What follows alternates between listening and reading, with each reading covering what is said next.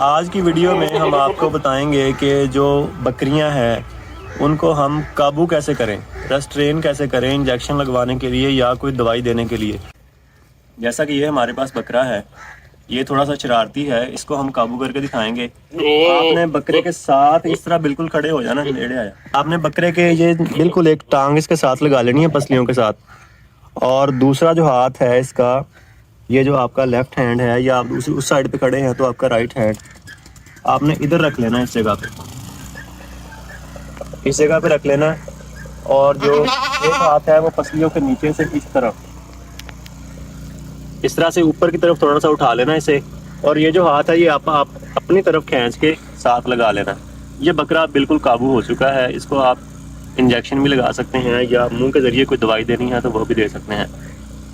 ये कि आप बकरे के या बकरी के ऊपर खड़े हो जाएं इस तरह, और